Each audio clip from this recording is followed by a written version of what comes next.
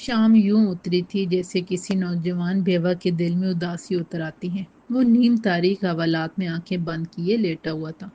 باہر خاموشی تھی۔ دور کسی مسجد سے مغرب کی اذان بلند ہو رہی تھی اور اس کے دماغ میں قیامت کا شور بپا تھا۔ خیالات کی جنگ جاری تھی۔ پولیس انسپکٹر نے جس طرح اس کے اعتبار کا خون کیا تھا وہ جسمانی تکلیف سے بڑھ کر اذیت دے رہا تھا۔ وہ دیوار کا سہارا لے کر کرکراتے ہوئے بڑی مشکل سے اٹھا اور لڑکھڑاتے قدموں سے چلتا ہوا سلاخوں کے پاس آ گیا۔ اس کا جوڑ جوڑ دکھ رہا تھا۔ پولیس والوں نے اس کی اتنی پٹائی کی تھی کہ وہ زندہ تھا مگر موت کی سختی جھیل رہا تھا۔ اس نے سلاخیں تھام کر باہر دیکھا۔ دور برآمدے میں ایک میز کے پاس تھانے کے محرر بیٹھا کچھ لکھ رہا تھا۔ اس نے زور سے اسے آواز دی۔ محرر نے اس کی طرف دیکھا، پھر اس کے پاس آ کر غصے سے پوچھا، کیا بات ہے؟ شور کیوں مچا رہے ہو؟ شور نہیں مچا رہا، غور کر رہا ہوں کہ اچھے کام کی طرف بلایا جائے تو کرنا چاہیے یا نہیں۔ نیک کام ہر کوئی نہیں کرتا، جسے توفیق ملے وہی کرتا ہے، محرر نے کہا۔ مؤذن عبادت کی طرف بلا رہا ہے اور تم اپنا کام کر رہے ہو۔ مجھے باہر نکالو، دونوں نماز پڑھیں گے، وہ عاجزی سے بولا۔ تھانے میں آ کر خدا یاد آ گیا۔ باہر شیطان بنے پھرتے ہو اور 2 دن حوالات میں گزار کر فرشتہ بن جاتے ہو، محرر نے طنز کرتے ہوئے کہا۔ تھانے میں زیادہ تر مجرم ہی آتے ہیں، لیکن ضروری نہیں کہ ہر آنے والا مجرم ہو۔ میں ملزم ہوں، پلیز مجھے نماز پڑھنے دو، وہ دکھ سے بولا۔ بس بس، اندر جا کر لیٹ جاؤ، محرر نے ڈانٹ کر کہا اور اپنی میز کی طرف چلا گیا۔ وہ دوبارہ لڑکھڑاتے ہوئے ایک طرف دیوار کے ساتھ فرش پر جا بیٹھا اور دل میں اللہ کو یاد کرنے لگا۔ صبح ہوئی تو ایک سپاہی سلاخوں کے پاس آیا اور تالا کھولتے ہوئے بولا، اوئے باہر آؤ، تھانے دار صاحب نے بلایا ہے۔ وہ سپاہی کے ساتھ تھانے دار کے کمرے میں آیا۔ انسپکٹر اس کی بری حالت دیکھ کر ہنستے ہوئے بولا، لگتا ہے میرے جوانوں نے کوئی زیادہ ہی تیری خاطر تواضع کی ہے، لیکن یہ ضروری تھی، تیرے جیسے نمک حرام کے دماغ کو آسمان سے زمین پر لانے کے لیے۔ اس کے علاوہ چارہ نہیں تھا۔ انسپکٹر صاحب، آسمان پر دماغ نہیں انسان کے اعمال جاتے ہیں۔ میں زمین پر ہی تھا، بس آپ زمینی حقائق سے منہ پھیر رہے تھے۔ یہ سنتے ہی انسپکٹر نے اسے الٹے ہاتھ کا تماچا مارا، پھر چیخ کر کہا، الو کے پٹھے، اتنی مار کھا کے بھی دماغ سے گرمی نہیں اتری، ابھی تک وہی کتے کی دم ہے۔ تھانے دار صاحب، اس معاشرے میں غریب اور بے کس اسی طرح مار کھاتے ہیں۔ مجھے دکھ اس طرح مار کھانے کا نہیں، اس بات کا ہے کہ غریب اور لاچار سچ بھی بولیں تو جھوٹ ہوتا ہے، وہ گہرے دکھ سے بولا۔ انسپکٹر نے گالی دے کر کہا، زیادہ ڈائلاگ مت بولو، سیدھی طرح بتاؤ کہ دماغ ٹھکانے آیا کہ نہیں۔ چودھری احتشام کے خلاف جو بیان دیا تھا، کہو وہ جھوٹ ہے، ان پر بہتان ہے۔ میں نے چودھری احتشام پر بہتان نہیں لگایا، ٹھوس حقائق کی روشنی میں بیان دیا ہے۔ میں خود ان کی غلط کاریوں میں شریک رہا ہوں، بس اس معاملے میں میری قومی غیرت آڑے آ گئی اور میں باغی بن گیا۔ اس نے مستحکم لہجے میں کہا، بہت بڑی غلطی کر رہے ہو تم، اس طرح تم چودھری صاحب کا کچھ نہیں بگاڑ سکو گے، بس اپنی ہی مٹی پلیت کرو گے، کیونکہ تم ایک حقیر کیڑے ہو۔ ان کے پاس سب کچھ ہے، دولت، طاقت، اختیار۔ انسپکٹر زہر خند لہجے میں بولا۔ اسے پھر سے حوالات کی تاریکی میں دھکیل دیا گیا اور وہ جسمانی و ذہنی کر برداشت کرتا ہوا ننگے فرش پر لیٹ گیا۔ ادھر تنہائی تھی، تاریکی تھی اور اس سے بڑھ کر ہولناک ماضی کی یادیں تھیں۔ وہ ان یادوں کی چبھن سہتا ہوا ماضی کے تاریک زندان میں جا اترا۔ بابر کا باپ کلرک تھا، ایماندار تھا، اسی لیے بہت تنگی سے گزر بسر ہو رہی تھی۔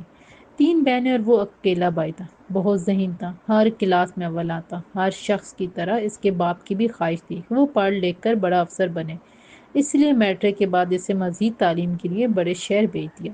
اس نے والدین کی لاج رکھی اور جی لگا کے محنت کرنے لگا۔ وہ فرسٹ ایئر میں تھا کہ اس کا باپ ریٹائرڈ ہو گیا۔ پینشن وغیرہ ملا کے جو رقم ملی، اس سے اس کے والد نے ایک دکان کھولی۔ اس طرح گھر کے ساتھ ساتھ بیٹی کی تعلیمی اخراجات بھی پورے ہونے لگے۔ وقت سکون سے گزر رہا تھا کہ ایک دم گردش حالات نے انہیں آ گھیرا۔ وہ ایم ایس سی فائنل میں تھا کہ ایک دن اس کے باپ کی دکان میں ڈاکہ پڑا۔ چوروں نے ساری دکان کا صفایا کر دیا۔ اس کا باپ ہر در پر گیا، علاقے کے ایم این اے سے اپنا دکھڑا رویا، مگر چور نہ پکڑے گئے۔ دکان آمدنی کا واحد ذریعہ تھی، اس کی ساری پینشن اسی میں لگی ہوئی تھی۔ یہ بہت بڑا دھچکا تھا۔ ان کی دنیا اندھیر ہوگی۔ جب باہر کو پتہ چلا تو اس کے ہاتھ پاؤں پھول گئے۔ یہ اس کا ایم ایس سی کا آخری سال تھا، مگر اس نے ہمت نہیں ہاری۔ محنت مزدوری کر کے تعلیمی اخراجات پورے کیے اور جیسے تیسے امتحان دے کر گھر چل آیا۔ گھر کے حالات انتہائی خراب تھے۔ وہ نوکری کی تلاش میں مارا مارا پھرنے لگا، دن بھر دفتروں میں جوتے گھساتا رہا مگر گوہر مقصود نہ ملا۔ اس دوران MSc کا رزلٹ آ گیا اور وہ فرسٹ ڈویژن میں کامیاب ہوا تھا۔ انہی دنوں اس نے اخبار میں ایک اشتہار دیکھا، ایک دفتر میں چند اسامیاں پر کرنے کے لیے درخواستیں طلب کی گئی تھیں۔ اس نے بھی درخواست جمع کرا دی۔ 5 اسامیاں تھیں اور امیدوار 500 سے زیادہ۔ ٹیسٹ کے بعد 20 امیدواروں کو شارٹ لسٹ کر کے انٹرویو کے لیے بلایا گیا، جن میں اس کا دوسرا نمبر تھا۔ وہ بڑی امیدوں سے انٹرویو میں شریک ہوا، اسے یقین تھا کہ وہ ضرور منتخب ہوگا۔ شدت کے انتظار کے بعد جب آخری 5 امیدواروں کا اعلان ہوا تو اسے حیرت اور صدمے کا شدید جھٹکا لگا، کیونکہ وہ ان میں شامل نہیں تھا۔ جن لڑکوں کو انتخاب کیا گیا تھا وہ ان کو جانتا تھا اور شرط لگا کے کہہ سکتا تھا کہ وہ کامیاب نہیں ہوئے ہیں بلکہ کامیاب کرائے گئے ہیں۔ وہ سب اس ملازمت کے اہل نہیں تھے، بس کسی سیاسی رہنما اور کسی سرکاری افسر کے تفیلی تھے، یا پھر لاکھوں روپے خرچ کر کے یہ نوکری حاصل کی تھی۔ اس نے چند اور نوجوانوں کو ساتھ ملا کر احتجاج کیا، سوشل میڈیا پر اس کے خلاف آواز بلند کی، اپنے جاننے والے صحافیوں کے ذریعے اخبارات میں اس نے ناانصافی کی خبر بھی لگوائی، مگر اوپر سے نیچے تک بے ایمانوں کا ٹولہ ایسا بااثر اور مضبوط تھا کہ اس کا احتجاج اور غم و غصہ سدا صحرا ثابت ہوا۔ وہ غریب تھا، بے کس تھا، اس لیے غم و غصے کی آگ میں خود ہی جلتا رہا اور ملازمت کے اصول کے لیے دھکے کھاتا رہا۔ بہت دنوں بعد پھر ایک جگہ نوکری کا موقع نظر آیا۔ وہ ٹیسٹ میں بیٹھ گیا۔ یہ نوکری اگرچہ اس کی تعلیم کی برابر نہیں تھی، مگر گھر کی ابتر حالت کے باعث وہ ملازمت کے لیے نام پر کچھ بھی کرنے کو تیار تھا۔ ٹیسٹ ایک بڑے سے ہال میں لیا جا رہا تھا۔ یہاں بھی ایک اسامی کے لیے سینکڑوں امیدوار موجود تھے۔ ہال کھچا کھچ بھرا ہوا تھا۔ امیدوار اس طرح پاس پاس بیٹھے ہوئے تھے جیسے کسی کلاس روم میں بیٹھے ہوں۔ سب ایک دوسرے کو دیکھ دیکھ کر پرچہ حل کر رہے تھے۔ کسی کو بھی احساس نہیں تھا کہ وہ بے ایمانی اور بے اصولی کر رہا ہے۔ حد یہ کہ ٹیسٹ کے نگران بھی سب کچھ دیکھتے ہوئے انجان بن رہے تھے۔ بابر حیرانی سے یہ سب دیکھتے ہوئے سوچ رہا تھا کہ کیا قابلیت اس طرح پرکھی جاتی ہے۔ اس سے رہا نہیں گیا تو وہ اپنے سیٹ سے اٹھا اور نگران سے بولا، سر، ٹیسٹ ایسے تو نہیں لیا جاتا، اس طرح خاک کسی کی قابلیت کا پتہ چلے گا۔ آپ پلیز پیپر رکوائیں اور مناسب طریقے سے بٹھائیں۔ نگران چند ثانیے گھور کر اس کی طرف دیکھتا رہا، پھر ترشی سے بولا، خاموشی سے پرچہ حل کرو۔ تم اس سے کیا مطلب، یہ کس طرح بٹھایا گیا ہے؟ کیا تمہیں کسی نے منع کیا؟ ان کی طرح تم بھی پرچہ حل کرو۔ وہ حیرت سے گنگ ان کی طرف دیکھتا رہا، پھر سارے حال پر نظر دوڑائی۔ سب کھلے عام نقل میں مصروف تھے۔ اس نے اپنا جوابی پرچہ اٹھایا اور ٹکڑے ٹکڑے کر کے اوپر کی طرف اچھال دیا، پھر وہ لمبے لمبے ڈھگ بھرتا ہوا وہاں سے باہر نکل گیا۔ حال کے باہر کچھ اور نوجوان بھی تھے، وہ بھی ٹیسٹ کے طریقہ کار اور بے قاعدگی پر آگ بگولا تھے۔ وہ سب کہہ رہے تھے کہ اوپر والوں نے رشوت اور سفارش کے ذریعے اپنے خاص بندوں کو پہلے ہی منتخب کر لیا ہے۔ اب عوام کو دکھانے کے لیے ٹیسٹ کا ڈرامہ رچایا جا رہا ہے۔ بابر ان لڑکوں کو لے کر بازار میں آیا اور سب مرکزی چوک کے پاس احتجاجی مظاہرہ کرنے لگے۔ بہت سے لوگ ان کے ساتھ مل گئے۔ بابر کے سینے میں آگ لگی ہوئی تھی۔ گھر کی خستہ حالی، اپنی بے چارگی اور پھر شدید قسم کی اندھیر نگری سے سینے کے اندر دبی چنگاری آتش فشاں بن کر بھڑک اٹھی۔ وہ ایک اونچی جگہ پر کھڑا ہوا اور مظلوم بے روزگاروں کی آواز بن کر مرکزی چوک میں گونجنے لگا۔ ہر تاریک رات کے بعد سحر طلوع ہوتی ہے، لیکن ہم کیسے بد نصیب ہیں، ہماری سحر بھی ان ظالموں اور بدعنوان حاکموں اور ان کے چیلے چانٹوں کی مرہون منت ہے۔ یہ کیسی اندھیری نگری ہے، اسلام اور انصاف کے نام پر بنائے گئے اس ملک میں غریب اور بے کس کی کچھ حیثیت نہیں، ان کی قابلیت اور اہلیت کی کوئی قدر نہیں۔ ہر طرف رشوت اور سفارش کا بازار گرم ہے۔ یہ اونچی اونچی کرسیوں پر بیٹھنے والے سیاستکار اور بیوروکریٹ ہمیں انسان نہیں، اپنے آگے پیچھے دم ہلا ہلا کر پھرنے والا کتا سمجھتے۔ وہاں موجود لوگ اس کی باتوں میں چھپے کرب سے متاثر ہو رہے تھے۔ بابر کی باتیں ان سب کی جذبات کی ترجمانی کر رہی تھیں۔ وہ سب اندر سے ٹوٹے پھوٹے تھے، سسٹم کے نام پر کوٹ کی کاش سے تنگ آئے ہوئے تھے۔ دنیا ترقی اور خوشحالی کی دوڑ میں آگے ہی آگے بڑھ رہی تھی، جبکہ اس ملک کی عوام 7 دہائیوں بعد بھی اس اندھیرے نظام کے باعث ترقی معکوس کا شکار تھی۔ اس اندھیر نگری کے خلاف بغاوت اور نفرت ان کی نس نس میں بھری ہوئی تھی، مگر وہ سب بے بس تھے کیونکہ ٹکڑوں میں تقسیم تھے۔ اس ملک کی جڑوں کو کھوکھلا کرنے والے انہیں ایک نہیں ہونے دے رہے تھے۔ پارٹی بازی، ذات پات مسلک اور زبان کے خانوں میں تقسیم کر کے ان کی خوش کن مستقبل کا تیا پانچا کر رہے تھے، اور بابر ان کی ساری محرومیوں اور مایوسیوں کے خلاف زہر اگل رہا تھا۔ اس دوران مرکزی چوک کے پاس ایک بڑی سی لینڈ کروزر آ کر روکی۔ کھڑکی کا شیشہ نیچے سرکا اور ایک باروب سے شخص کا چہرہ نمودار ہوا۔ وہ بڑے غور اور پسندیدہ نظروں سے بابر کی طرف دیکھ رہا تھا۔ بابر کی نظر بھی اس پر پڑ چکی تھی۔ وہ اس سے جانتا تھا، وہ علاقے کا ایک بڑا سیاسی رہنما چودھری احتشام تھا۔ وہ کچھ دیر بابر کی جذباتی تقریر سنتا رہا، پھر چلا گیا۔ یہ 3 دن بعد کا ذکر ہے۔ بابر کو چودھری احتشام نے اپنے آفس میں بلایا، اسے چائے پلائی، پھر بولا، برخوردار، اس روز تمہاری تقریر مجھے بہت اچھی لگی۔ تم کیا کام کرتے ہو؟ کچھ نہیں کرتا، غریبوں کے ساتھ ہونے والی ناانصافی اور اندھیر نگری پر بس اپنا خون جلاتا ہوں، اس نے دل گرفتہ انداز میں بتایا۔ چودھری احتشام بولا، اپنا خون جلانے سے کیا انصاف ملے گا؟ یاد رکھو، ابتر اور نہ ہموار معاشرے میں انصاف مانگا نہیں جاتا، چپٹ کر حاصل کیا جاتا ہے، اور تم جیسے کمزور اور بے کس نوجوان انصاف حاصل نہیں کر سکتے۔ کیوں تمہیں چپٹنا نہیں آتا؟ تم ابھی نہ سمجھو، چوک پہ کھڑے ہو کر چیخنے چلانے سے انصاف نہیں ملتا۔ کسی پختہ کار اور جاندیدہ شخص کی انگلی تھام کر چلو گے تو تمہیں ظالموں کی آنکھوں میں آنکھیں ڈال کر حساب لینے کا ڈھنگ آ جائے گا۔ بابا نے کچھ سوچا، پھر کہا، میں جانتا ہوں چیخنے چلانے سے انصاف نہیں ملتا، بس اس طرح اندر کی آگ کچھ دھیمی ہو جاتی ہے۔ ویسے آپ کی بات قابل غور ہے کہ خود کو کندن بنانے کے لیے کسی تجربہ کار رہنما کی بھٹی میں جلنا چاہیے، لیکن میں کس سے رہنمائی لوں؟ مجھے خوشی ہوئی میری بات تمہاری سمجھ میں۔ جہاں تک بات رہنما کی ہے تو میں حاضر ہوں۔ مجھے کسی ذہین اور مستعد سیکرٹری کی ضرورت ہے۔ تم بحیثیت سیکرٹری میرے ساتھ رہو، تمہیں پیسے بھی ملیں گے، ساتھ ساتھ زمانے کی بساط پہ چلنے کا گڑ بھی سیکھ لو گے، اس نے نپے تلے الفاظ میں کہا۔ بابر مشرتی نہ ہمواریوں، ارباب اختیار کی ناانصافی اور اپنی بے بسی سے اس قدر عاجز آ چکا تھا کہ اس کے خیالات باغی ہونے لگے تھے۔ وہ سنتا اور پڑھتا آیا تھا کہ ایسی ہی اندھیری نگری سے باصلاحیت اور قابل نوجوان جرائم پیشہ بن کر اپنا مستقبل طاری کر لیتے ہیں۔ ان کی ذہنی روح بہکنے لگی تھی کہ ایسے میں چودھری صاحب نے اپنے ساتھ کام کرنے کی پیشکش کی اور وہ اسے ٹھکرانے کی ہمت نہ کر سکا۔ اس نے کچھ دیر سوچا، پھر اپنی رضامندی دے دی اور اس کے ساتھ کام کرنے لگا۔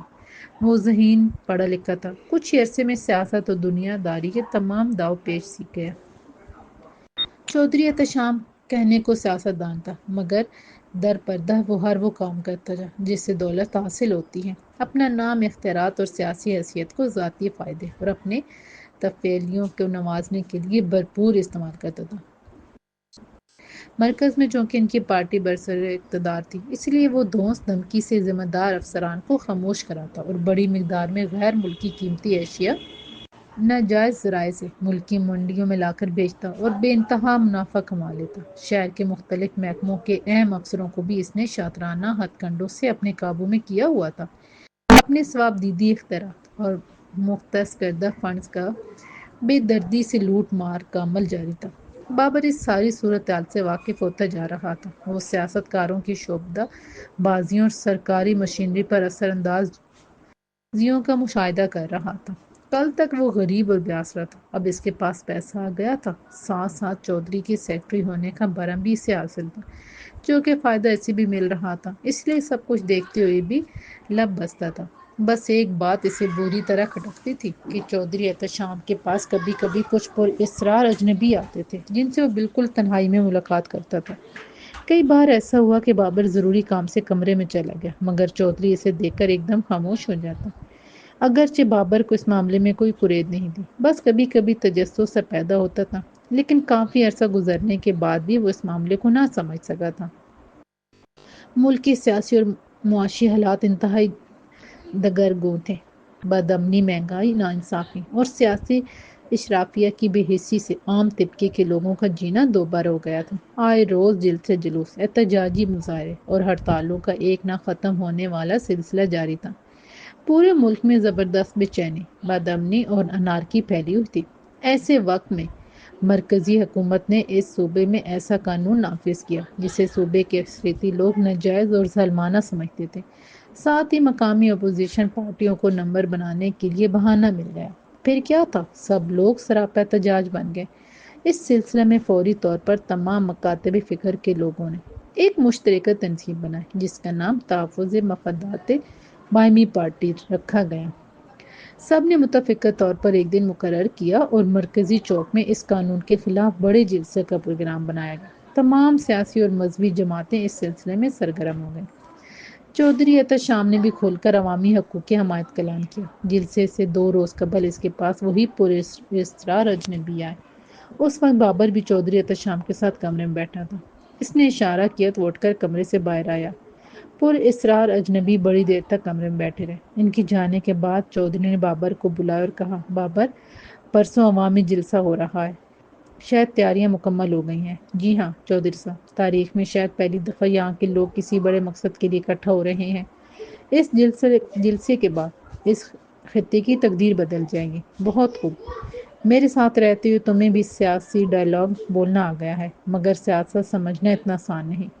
چودھری احتشام استہزائی انداز میں بولتے ہوئے اپنی کرسی سے اٹھا اور دھیرے دھیرے چلتا ہوا لان کی طرف کھلنے والی کھڑکی کے پاس جا کر باہر دیکھتے ہوئے بولا، تم کہتے ہو کل کا جلسہ کامیاب ہوگا، یہاں کے لوگ متحد ہو کر اپنا مقصد حاصل کر سکیں گے، مگر میں یہ نہیں چاہتا کہ یہ جلسہ کامیاب ہو اور لوگ متحد ہو جائیں۔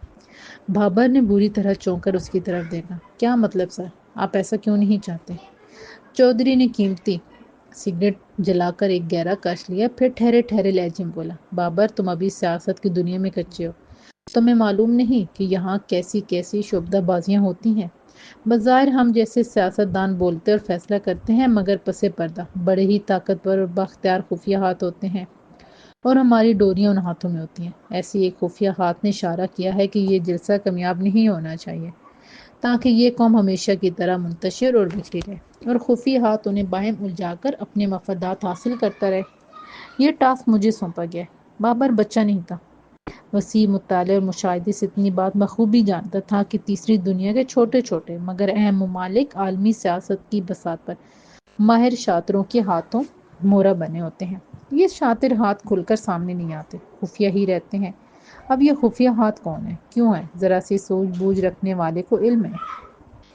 تیسری دنیا کے عوام اور ان کے حکمران خفیہ ہاتھوں کی ان کارستانیوں کو جانتے ہیں، مگر مخالفت کی ہمت نہیں کر سکتے، ورنہ کوئی پھانسی چڑھتا ہے، کسی کا جہاز کریش ہوتا ہے، کسی کو جلا وطن کیا جاتا ہے اور کسی کو عدالتوں کے ذریعے نائل کروا دیا جاتا ہے۔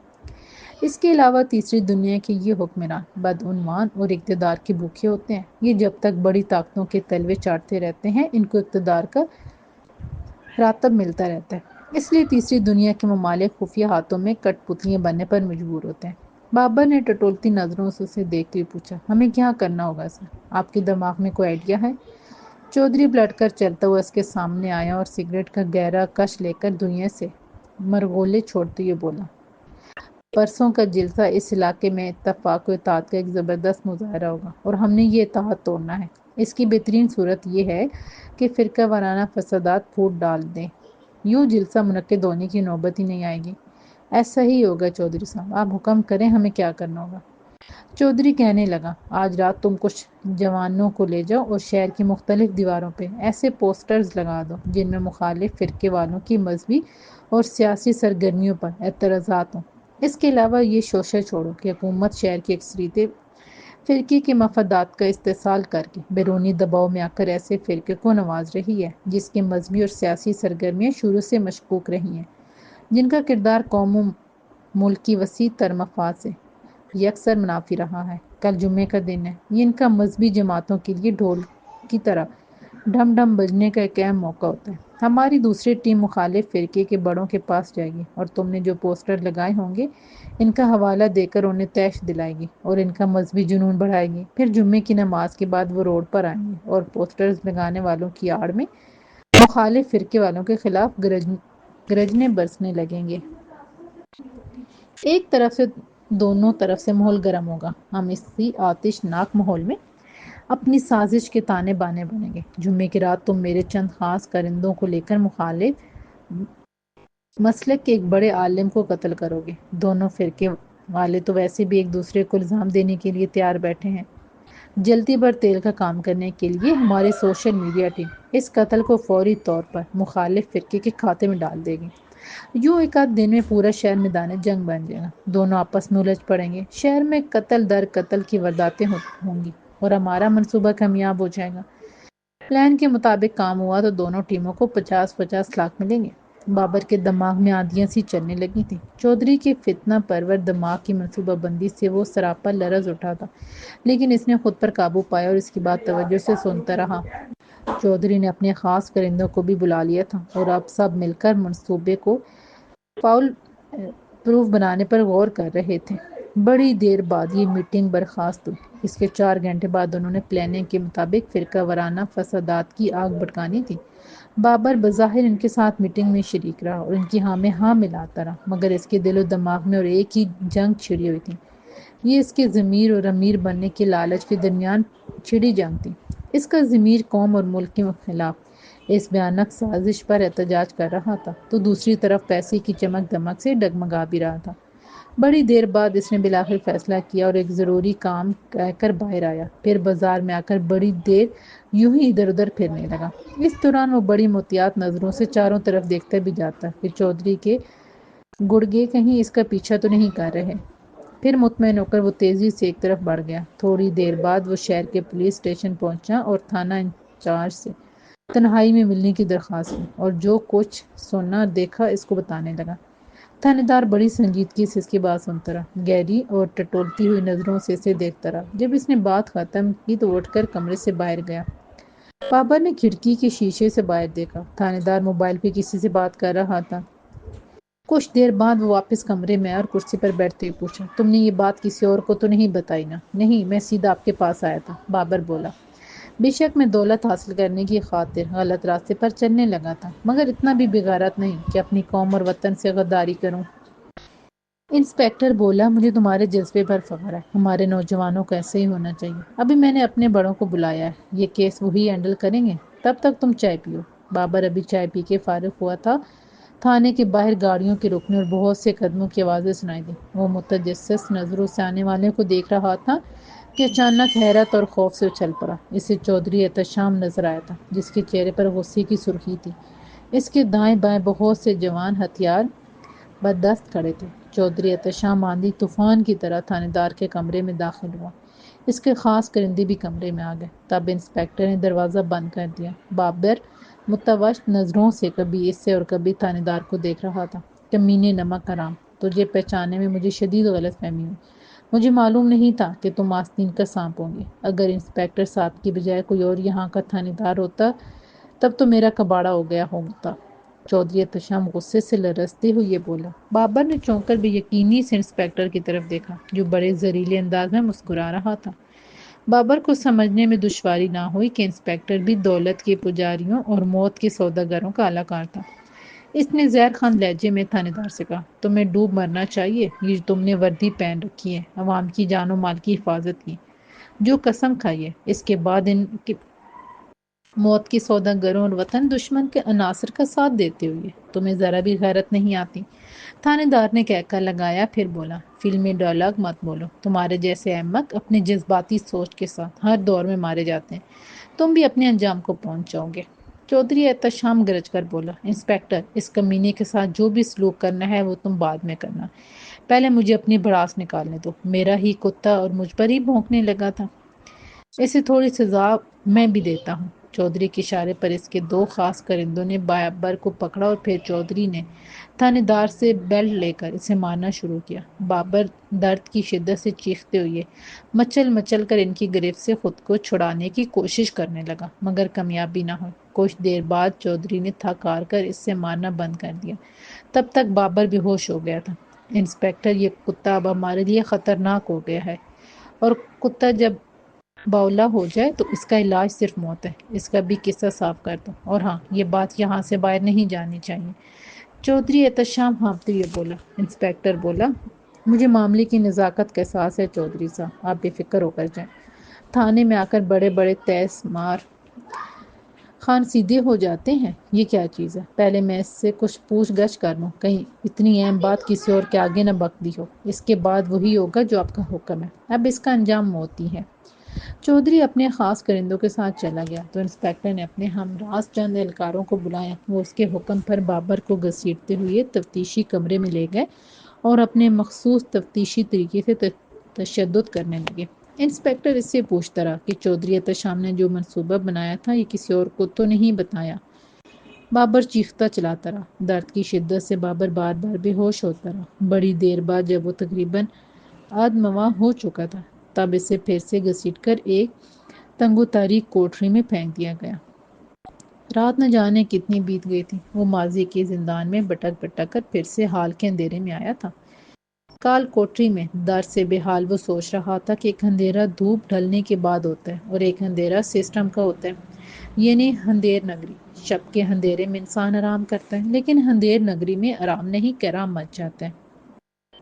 شب کے اندھیرے میں ایک نئی صبح کی امید روشن ہو جاتی ہے جبکہ اندھیر نگری میں امیدیں مر جاتی ہیں۔ وہ کال کوٹری کے گپ اندھیرے میں اسی طرح لیٹا آگے کے بارے میں سوچتا رہا۔ یہ سوچ کر بھی وہ اندر سے لرز جاتا کہ چودھری نے اپنے اکاؤنٹ سے مل کر فرقہ وارانہ فسادات کا جو زہریلا منصوبہ بنایا تھا وہ اگر کامیاب ہوا تھا تو نہ جانے شہر کے حالات کیا ہوں گے۔ یہ قوم تو ویسے بھی بکھری ہوئی ہے، بعض تعصب، ضد اور بدگمانی سے بھری ہوئی ہے۔ اگر چودھری احتشام نے اپنے منصوبے کے مطابق مذہبی رہنماؤں کا خون کروایا ہے تو معلوم نہیں اس کے رد عمل میں کتنے معصوم اور بے گناہ انسان اپنی جانوں سے ہاتھ دھو بیٹھے ہوں گے۔ اچانک وہ چونکا۔ کال کوٹری کا دروازہ کھلنے کی آواز آ رہی تھی۔ آنے والے سیاہ پوش تھے۔ وہ اسے گھسیٹتے ہوئے انسپکٹر کے سامنے لے گئے جہاں ان پر اسرار اجنبیوں میں سے بھی ایک موجود تھا۔ بابر کو ایک طرف دیوار کے ساتھ کھڑا کیا گیا۔ وہ اتنی کمزوری محسوس کر رہا تھا کہ کھڑا رہنا ممکن نہیں تھا۔ وہ لڑکھڑا کر پکے فرش پر گر گیا مگر اس سے کسی نے نہیں اٹھایا۔ تبھی اسے انسپکٹر کی آواز سنائی دی۔ ہم نے اس پر زبردست ٹارچر کیا ہے۔ اتنی مار کھا کے بھی اگر اس نے زبان بند نہ رکھی تو اس کا آخری علاج انکاؤنٹر ہے۔ معاملہ بہت حساس ہے، ذرا سی غفلت بھی انتہائی خطرناک ہو سکتی ہے، بات تھانے سے باہر بھی جا سکتی ہے، اسی لیے اسے ہم خود ٹھکانے لگا دیتے ہیں۔ بابر کے کانوں میں پر اسرار اجنبی کی آواز پڑی۔ پھر اجنبی نے اپنے بیگ میں سے ایک سرنج نکالی اور ایک شیشی سے سرخ رنگ کا محلول سرنج میں بھر دیا۔ بابر خوف زدہ نظروں سے اسے دیکھنے لگا۔ وہ سمجھا بس یہ اس کا آخری وقت ہے۔ وہ آنکھیں بند کر کے اللہ کو یاد کرنے لگا۔ دو کارندوں نے اسے پکڑ رکھا تھا۔ بابر خود کو ان کی گرفت سے چھڑانے لگا لیکن کمزوری کی وجہ سے اس کی مزاحمت میں دم نہیں تھا۔ اسی وقت بازو میں سوئی چبھنے کی تکلیف ہوئی اور وہ بے دم سا ہو کر فرش پر گر گیا۔ ذرا ہی دیر بعد اس پر غنودگی چھانے لگی۔ پھر اس کا احساس مر گیا اور پھر شاید وہ بھی مر گیا تھا۔ شہر کی فضاؤں میں اچانک ہی تلخیاں گھل گئی تھیں، جیسے پرسکون جھیل میں ایک دم پتھر آ گرے۔ ایک پرسکون ماحول میں آنن فانن، خوف و ہراس، بے یقینی اور بدگمانیوں کے اندھیرے چھا گئے تھے۔ شہر کے لوگ تو بڑے جوش و خروش کے ساتھ اس جلسے کے منتظر تھے جس میں ساری سیاسی اور علاقائی تنظیمیں اپنے حقوق کے لیے اکٹھی ہو کر آواز بلند کرنے والی تھیں۔ ان کے وہم و گمان میں بھی نہیں تھا کہ پس پردہ کچھ سازشوں کے تانے بانے بنے جا رہے تھے۔ ان کے اتحاد و اتفاق کے مظاہرے کو سبوتاژ کرنے کے لیے چالیں چلی جا رہی تھیں۔ ہوا یوں کہ جمعے سے ایک دن پہلے والی رات شہر کے مخصوص محلوں میں کچھ پمفلٹ تقسیم کیے گئے، دیواروں پہ پوسٹرز لگائے گئے اور سوشل میڈیا میں ایک مہم چلائی گئی۔ ان سب کا مفہوم یہ تھا کہ صوبائی حکومت مخالف فرقے کو بے جا نواز رہی ہے۔ حکومت کے سارے اقدامات ان کو ناجائز فائدہ پہنچانے کے لیے بروکار لائے جا رہے ہیں۔ مخالف فرقے کی سیاسی اور مذہبی سرگرمیاں غیرت مند مسلمانوں کے لیے غم و غصے کا باعث رہی ہیں۔ اس کے مذہبی اجتماعات سے ہماری دینی جذبات مجروح ہوتے ہیں۔ حکومت اس جماعت کی سیاسی اور مذہبی سرگرمیوں پر پابندی لگائے۔ ان کو علاقے کی اکثریتی آبادی کے جذبات سے کھیلنے کی اجازت نہ دیجیے، ورنہ ہم خود اس باطل جماعت کی سرگرمیوں کو اپنی ایمانی غیرت کی طاقت سے روک دیں گے۔ اگلے دن جمعے کے اجتماعات سے پہلے پہلے ان پوسٹروں اور پمفلٹوں کی عبارت اور فتنہ انگیزی کے اثرات پھیلنا شروع ہو گئے۔ گلی کوچوں، سڑکوں، بازاروں میں اور دفتروں میں ان پر بحث و مباحثہ شروع ہو گیا تھا۔ کہیں غم و غصے کا اظہار کیا جا رہا تھا، کہیں خوف اور اندیشے کا ماحول بن رہا تھا۔ حسب توقع جمعے کی نماز کے وقت مخالف فرقے کے مرکزی جامع مسجد کے خطیب نے اپنی تقریر میں اس کے رد عمل میں دھواں دھار تقریر کی۔ ان کی شعلہ بیانی سے اہل ایمان کا خون خوب گرم ہوا۔ انہوں نے لگی لپٹی رکھے بغیر ان پوسٹروں کو مخالف فرقے کے کھاتے میں ڈال دیا۔ اس کے علاوہ اپنے ساتھ ہونے والی ناانصافیوں، اپنی محرومی اور مخالف فرقے کی زیادتیوں کا ایسے پرجوش انداز میں نقشہ کھینچا کہ سادہ دل اور جذباتی نمازیوں نے اپنے نعروں سے مسجد کے پاکیزہ ماحول کو گویا سیاسی جلسہ گاہ بنا دیا، اور نماز کے فوراً بعد ہزاروں کی تعداد میں بڑی سڑک پر آ کے جمع ہو گئے۔ ان میں سے بیشتر کو صحیح طرح علم بھی نہیں تھا کہ اس احتجاجی جلسے اور دھرنے کا مقصد کیا تھا۔ وہ تو بس یہ جانتے تھے کہ ان کے مذہبی لیڈر نے ایسا کرنے کا حکم دیا ہے۔ اس مذہبی جماعت کے لوگ نہیں جانتے تھے کہ ان کے آگے ہلکے بل چلا کے، منہ سے رال ٹپکا اور بازو لہرا لہرا کے جس سالم نے ان کا لہو گرمایا تھا، ایمانی غیرت اور مجاہدانہ جرأت کا ڈھول پیٹنا تھا، وہ خود جانے انجانے میں کسی اور کا کٹ پتلی تھا۔ اس کو تو جو ذمہ داری ملی تھی اس نے نبھائی تھی۔ اب ہمیشہ سادہ لو اور بے روح عوام اپنے حصے کا کردار ادا کرنے والے تھے، یعنی ہنگامہ آرائے، انتشار، قتل ناحق، زندہ باد مردہ باد، اور کافر کافر کی گردان۔ اسی رات شہر کی ایک سنسان اور تاریک سڑک پر ایک افسوسناک واقعہ رونما ہوا یوں کہ مخالف فریق کی ایک مذہبی جماعت کا سرگرم رہنما شہر کی اس سنسان سڑک سے موٹر سائیکل پر گزر رہا تھا کہ اندھیری رات کی چادر میں چھپے کچھ بے شناخت دہشت گردوں نے اس پر فائرنگ کی اور وہ موقع پر ہی دم توڑ گیا۔ واردات کے فوری بعد ہی سوشل میڈیا پر ایک مورچہ گرم ہو گیا۔ مقتول کے حامی اور ہم مسلکوں نے فوراً اسے دن کے احتجاجی دھرنے سے جوڑ دیا اور 24 گھنٹوں کے اندر قاتلوں کی گرفتاری کا مطالبہ کیا۔ دوسری صورت میں خود انتقام لینے کی دھمکی دے دی۔ شہر کی پرسکون فضا اچانک ہی مسموم ہو گئی تھی۔ بد امنی، خوف اور عدم تحفظ نے لوگوں کو گھیر لیا تھا۔ چودھری احتشام اپنے شاہانہ کمرے میں ایک آرام دہ کرسی پر بیٹھا ہوا تھا۔ اس کے ہونٹوں کے بیچ قیمتی سگار دبا ہوا تھا اور وہ گہرے گہرے کش لے کر دھوئیں کے مرغولے چھوڑتے ہوئے روشن کھڑکی سے باہر دیکھ رہا تھا۔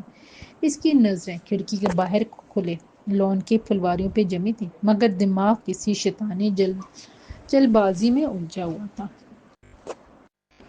پھر اس نے اچانک سامنے رکھی چھوٹی سی میز پر رکھا موبائل اٹھا کر ایک نمبر ڈائل کیا اور رابطہ ہونے پر گمگیر آواز میں کہا، جناب عالی، بساط جم گئی ہے، ہم نے اپنے مورے چلائے ہیں، ضرورت پڑنے پر آپ کے مورے بھی کام میں لائے جائیں گے۔ دوسری طرف خفیہ ہاتھ کا خاص نمائندہ تھا۔ بولا، بہت خوب، ہمیں آپ سے ایسی ہی امید تھی چودھری صاحب۔